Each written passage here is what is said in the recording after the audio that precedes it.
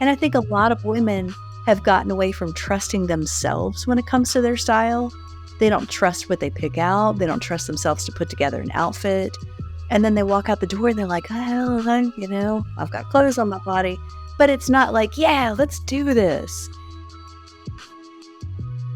And welcome. I'm here with Michelle Nidifer, a sweet friend of mine who is going to walk you through entrepreneurship and the journey of building a business that you love from scratch. She's going to tell us everything about her struggles, the vulnerable moments, her story.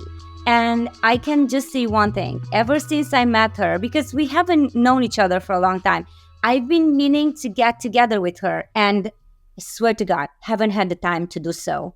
Now, I also have to admit, I am a little bit scared. And that is the most intriguing part. How can I be scared of meeting Michelle, who is an amazing woman who invited me over to her house without even knowing me that well?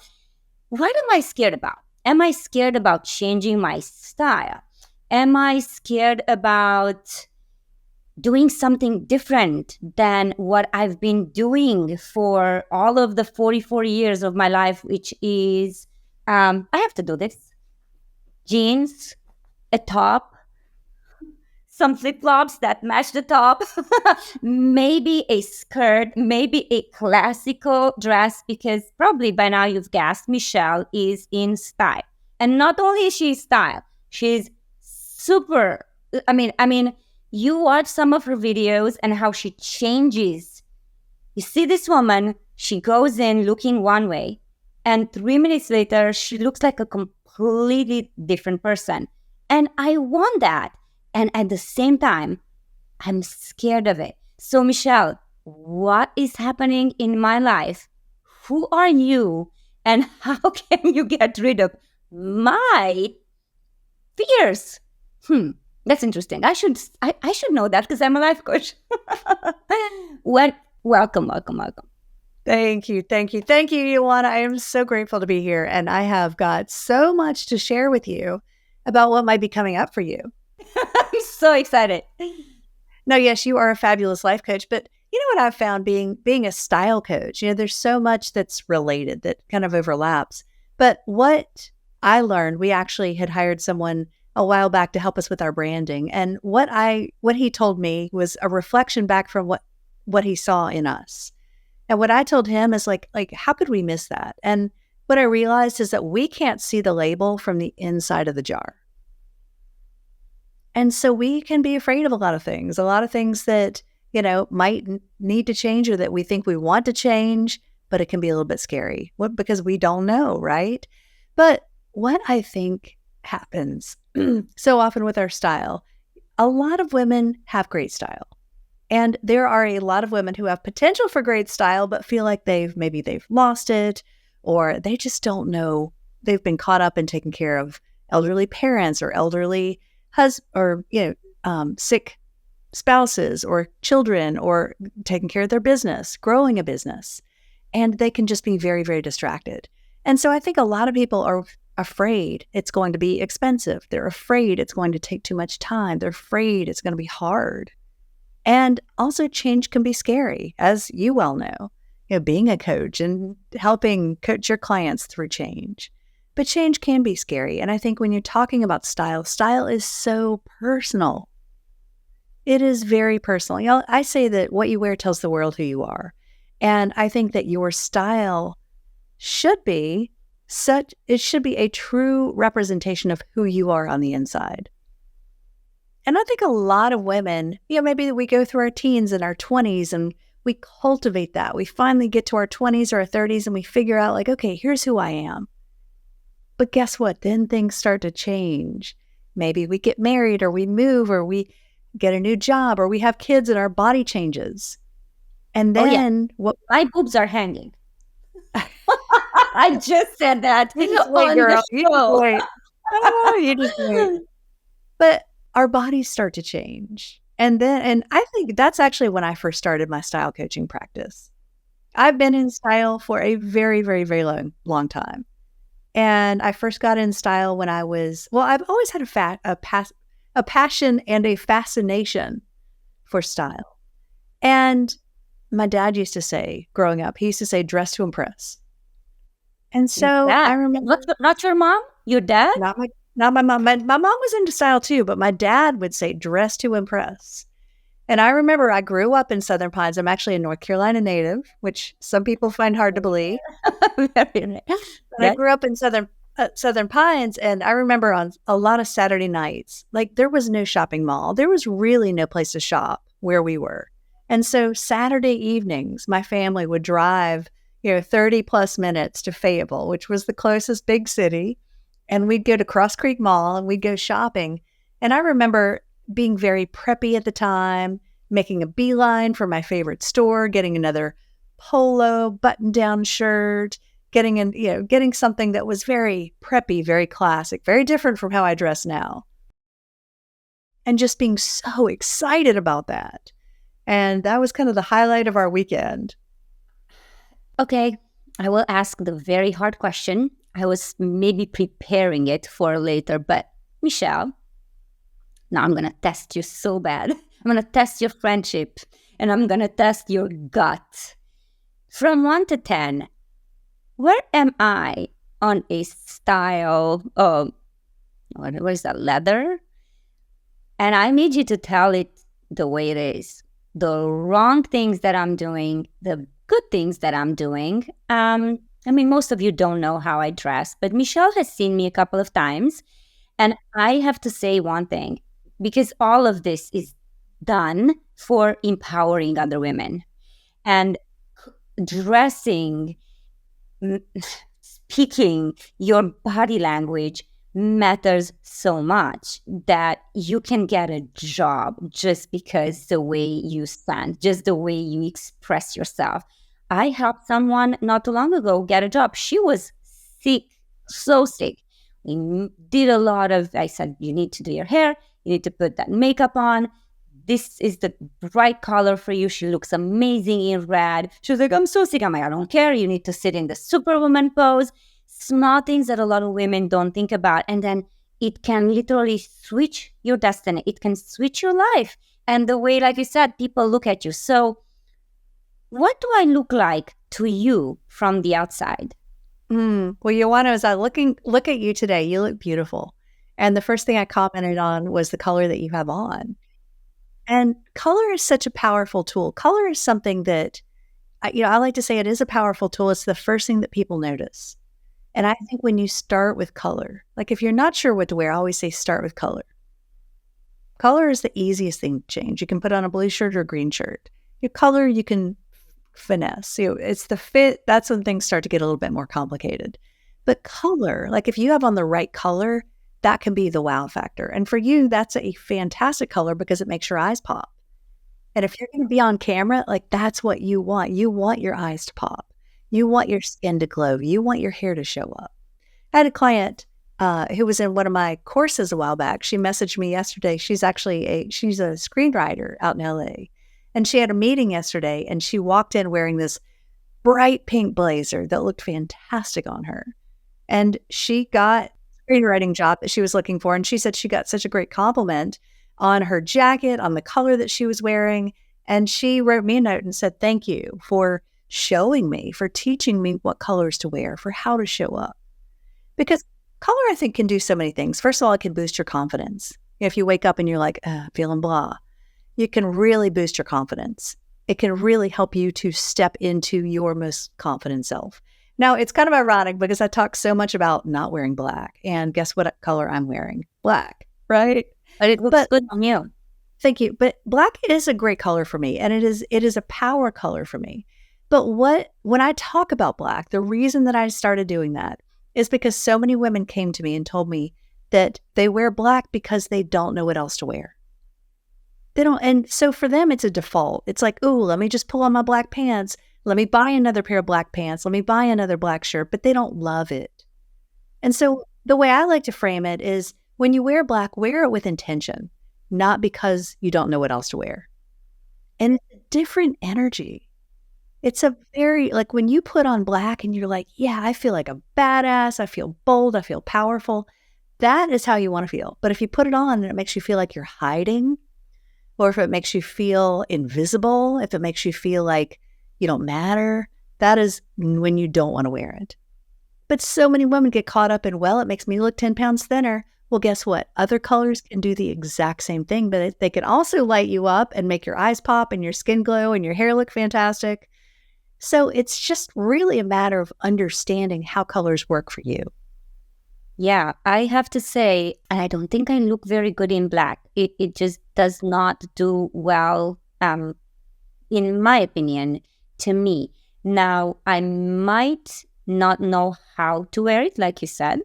It might be that I don't, and I've told you this before, I have no clue how to accessorize.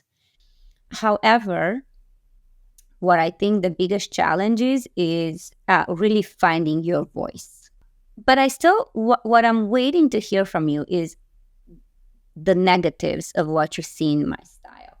Please. Well, let me come back to that in a minute, but you mentioned your style voice. And it's interesting that you said that, because I'm actually teaching a class in our membership later this afternoon about finding your style voice. Oh, okay. And I think that is so important, because I think as women, again, when sometimes it's like we go through our periods where we're on our own, and then we maybe meet our spouse or start to have our family, and our voice can get hidden. Yeah. Our voice can fall away, and it's like, okay, let me just put clothes on my body. And we lose that voice. We lose that individuality. We lose our signature style. And I think when we can really tap into who we are and listen to our own voice, I think there's so much information out there about style. And I think a lot of people can have preconceived notions of what they think style should be. When you see somebody who's very dramatic, or somebody who's very into the trends, who's just dressed to the nines, it can be really easy to say, I want to look like that. But what I think a lot of women don't realize is that that's not who they are. And if they're really in their true style essence, it's not going to look like their best friend or their sister or the girl they saw on Instagram. It's going to be completely different. And I think that, and I'll segue that into your style. When I see you always look cute, you look polished and put together. But what I hear you say is that you're not sure about your style. I don't think I really, truly, in my heart, feel that I'm not comfortable or anything. I just don't think I have a style at all. I think I just buy whatever I like and I just put it on. Yeah. And so I would say, Yoana, that's probably the biggest mistake you're making, is that you haven't found your style and you're not cultivating your style. And I think so many women fall into that. And it could be so easy when you're busy. You're a busy mom. You've got a couple of businesses. You've got a lot you're doing. And it can be so easy just to, hey, let me just grab a top and jeans. But what I would say is, spending some time to really cultivate your sense of style. And you mentioned with your real estate business, you have a strong brand. So style, the definition of that is what you exude. Now, I like to take it a step further and talk about signature style. And so what I think you're talking about is maybe bringing your brand into your style and embodying your brand. That's when somebody sees you and they're like, oh yeah, that's Yoana. I saw her ad last week. She is her brand. It's marrying those two together in a way that is seamless and that is authentic to who you are. Style is not just the clothes you wear. It's what you exude. I like to say it's when you dress yourself from the inside out. Yeah. Your style should be the outward expression of who you are. And so when somebody sees you, they should be able to say, hey, you're X, Y, and Z. I want to get to know you. You must like this. It's like you find your kindred spirits. You find your ideal clients. You find your ideal friends. You find your ideal partners when you're showing up as who you are in the world. But I think a lot of people are confused. And then if you get confused and you go shopping, it can be overwhelmed. And so the way I work with my clients, we've got a couple of very simple courses. One is how to find your signature style. And that gives you what I call your 3 keys to style. So when you start by building your foundation, understand what are your signature colors? What's your body type and your signature silhouettes? What's your style type?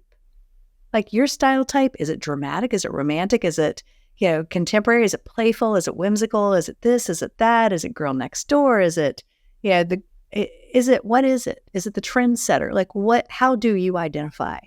And this is where I think a lot of people look at it as right or wrong. The only thing that's right is what's right for you. And the only thing that's wrong is what is not right for you. There is no like, am I doing it right? Like, no. I mean, I talk all the time, and especially if you follow us on Instagram or follow Shop Style Finder on Instagram, we're always talking about tips and here's how you get this to fit and here's what to do. And I always tell my clients, this is just a starting point. This is just a guide. But at the end of the day, you do you. If I'm talking about not wearing black and it's not one of your best colors, but you love it, wear it. If it makes you feel good, wear it. And I think a lot of women have gotten away from trusting themselves when it comes to their style.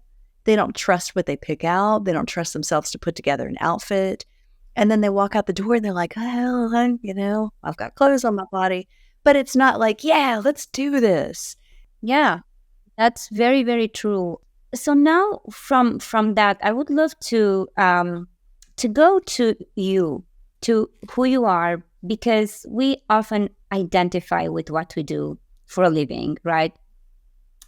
Whether it brings us money or it doesn't, or maybe we're stay-at-home moms, whatever it is, we often say, "Oh, I'm a stay-at-home mom," or "Oh, I'm a coach, I'm a realtor, I own the Shop Style Finder." I want to know about Michelle, that doesn't own any businesses. That is just Michelle that wakes up every morning with herself, looks at herself in the mirror. And some of her struggles, how hard was it to find out what you want to do in life? How hard was it, the entrepreneur that you are? I want to empower women into being their authentic selves and make them really understand that they can do what you're doing if that's what they want to do. But they need to know it's not necessarily easy. So tell me a little bit about your struggles. Sure. Well, I struggled with weight from an early age. I grew up, and I remember when I was 10, my brother was 8. We started putting on a few extra pounds, and my dad said, "Hey, I'm going to pay you $1 a pound." This was back in the 70s. "I'm going to pay you $1 a pound to lose weight. And once you hit your goal, you get a new wardrobe." And so for me, I lost the weight, but I also lost my self-esteem. And that put me on a journey, which I see now, it's like all part of my journey. And it put me on a journey, though, of a lot of self-loathing, a lot of beating myself up, telling myself, I'm not good enough. I'm too fat. I made it about being fat. I'm too fat. I'm not good enough. And I would say that to myself all the time. It didn't help that I'm tall, and I was always taller than like everybody else in my class, including the boys. And it just put me on this path of a lot of self-esteem issues, no confidence, just not believing in myself. And I did a lot of numbing out when I was in high school. I drank a lot, did a lot of things I shouldn't have done, but I found my path. I do remember one thing that I did start doing when I was very young is I started sewing. My mom made clothes, and so I would take her, and she quilted, and she did all sorts of things. But I would take her fabric scraps, and I would make clothes for my Barbies. And I remember when I was, 5 or 6 years old, just this knowing, like, you're going to be a designer. That's your path. I'm like, okay, like I remember that message that came through, and I'm like, okay, that's my path. And so I graduated from high school. I'm like, I don't know what I want to do. I'd been partying. I'd been, making some very bad decisions. And I ended up, fortunately through my mom, she's always been like such a leader in my life, but she encouraged me to go to UNC Greensboro. So I actually have a degree in what's called apparel arts. And I graduated, and then I really carved my own path, because being in North Carolina, you don't just graduate and then it's like, oh, you go and do all these internships. And that just was not my story at that time. So I started sewing. I started making clothing in my apartment building, and people would find me. I'm like, how did you even find me? People would come to me and start asking me, can you custom make this? Can you make my wedding dress? And so really my start in into fashion was making wedding gowns, and I also made hats. I started wearing hats. I wear hats like all through college, and I love hats now. Um, but I made hats. I learned how to block hats. I could sew like I could make all sorts of hats. I don't have any of those materials now, but I started sewing. I opened my first boutique in 1996. It was called Head Over Heels, Hats, Clothing, Shoes, and Accessories. And I had that for a couple of years. I opened it. I was with my then boyfriend, soon to be husband, now my ex-husband. And when we were together, he was always super supportive. So we opened the store. I did not know what I was doing. But I think what he saw in me was this passion. He saw this spark. He saw me so lit up about design, about empowering women, about making things and creating beauty. And he really helped me to bring this to make this dream happen.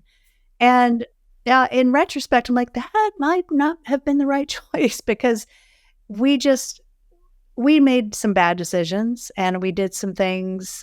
We just didn't really know what we were doing.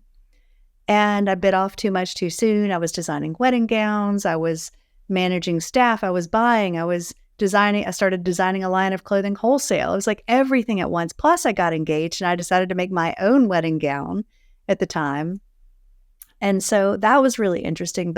So we had that store for a little while. I was a designer for about 10 years-ish, 10, 12 years. And then it just, my path took a different turn. But I remember in about 2009, he and I decided to split up. And at that point, let me back up. In 2008, I turned 40. Economy bottomed out. I turned 40. But that's when I got the download, like, you're going in a different direction. I had started a beauty and style blog for women called One Chic Mama. And I was, at the time, I had two small kids. And I remember one day, like, holding my son in one arm and like trying to put my mascara on. I'm like, I don't even know what my style is. Like, my body's changed. I've totally lost it. Here I am, somebody who like totally loves style, and that's part of who I am. And now I just don't even know what to wear. So I started a beauty and style blog for moms because I thought there have got to be other people who feel the same way. So I did that. And then I remember in 2008, I'm like feeling this pull, like there's more to this. And I remember doing some mind mapping one day, and I put image consulting down. My first thought was, I do not want to do that. Well, 2 days later, my neighbor called. She's like, hey, can you help me clean out my closet and figure out what to wear? And then a friend called, like out of the blue. She's like, hey, can you take me shopping? And, I need some help with some outfits. I'm like, like, I get it. Okay, got the message. Boom, done. Like, that just put me on a path of like, this is where I'm supposed to be.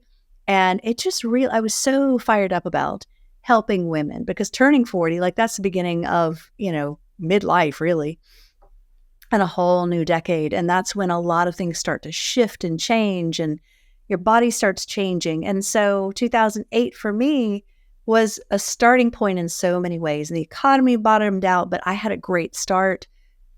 I was very blessed with some great press. I had people fly in to work with me from all over. It was just like, I don't know, the stars aligned and the planets shifted. And it was like, this is where I'm supposed to be. And 2009, my then husband and I decided to part ways. And which, we did it in a relatively amicable way. But that's when, going through a divorce, I dove headfirst into my business. As a single mom, like, okay, not only do I need to make this work, but this was like, this is where I'm supposed to be. And so I jumped in with both feet. And I remember finding my very first marketing mentor, this woman on the West Coast. I was like, I have to be at her seminar. I have to be there. And I flew across the country.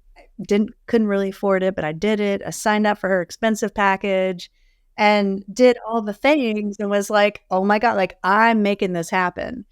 And it just was the starting point for me of like, what is possible? And then being in this room with all these other amazing people. I mean, that would be one of my best pieces of advice to anybody who's starting a business, is surround yourself with other people who not only are doing what you want to do, but who have done what you want to do, who can say, hey, do X, Y, and Z and go down this path, or learn from people who've been where you want to go. And surround yourself with other like-minded people, because when you can speak the same language, it is powerful. And have accountability buddies and people you can chat with and say, hey, how are you doing this? And what about your sales funnels? And what about your whatever, how are you doing this? What platform are you using? How are you recording your videos? What are your analytics? When you have somebody to bounce those ideas off of, it is priceless. So what I'm hearing is you had some challenges. It started with low self-esteem. You were chubbier than you wanted to be, and then you got yourself up and you moved on and you listened to the universe. Initially you said, oh no, and then you said yes, yes, yes. And you went through a divorce, which is very hard. So single mom. So you definitely had financial struggles, and you took the money that you had and you just, or didn't have somehow, you can borrow, you can do whatever just to make it work. So this is the lesson. I have something here, and I was reading it today. It says, I don't know if you know Lao Tzu. It says the journey of 1,000 miles begins with a step. It's always that one step. And I talk about it so much in my coaching program, because everyone wants everything at once. And look, like, it's taken me years to build the real estate company. And we came here to this country having a beautiful status back in Romania. And I decided to kind of leave that all behind and start from scratch, even though it's hard. My mom was crying for years, not understanding what is it that I'm actually doing. And I said, Mom, it is beyond me. So when there's something that you feel, let yourself feel it. Be in the chapter of your life that you're in right now and embrace it and just, go with it. Do you have a favorite quote? We only have a couple of minutes. Besides the quote, do you mind doing literally 1 minute? So it's gonna be 2 to 3 more minutes until we're gonna say goodbye. But I want to do 2 things. One, do you happen to have a pencil or a pen handy? I do. Got my pen right. Okay. Let's do an exercise. I would love Sure. for you to take a moment and list all of the things that you can think about that money cannot buy. Sure. Love, joy, fun, happiness, hope, memories, intimacy, connection, excitement, peace, health, kindness, spiritual connection, awe, and awakening. Oh, look, we have some comments. I wrote health, freedom, love, friendship, laughter, joy, breathing, seeing, being able to enjoy nature, gratitude, cultivating trust, connections, authenticity, respect, and God, spirit. Hello. I love it. Isn't that a fun exercise? Doing this for 1 minute a day can change your life. And writing down for 5 minutes every day where you want to be in your life, whether you're in Michelle's shoes, whether you're maybe a single mom, whether you're going through divorce, you're struggling, just like Michelle started with almost nothing. She went through difficulties like I started, like many of us started. You can start as well. And if you need any advice from Michelle when it comes to style, just mention my name. Say that you've seen her on my YouTube channel, and she does consultations online.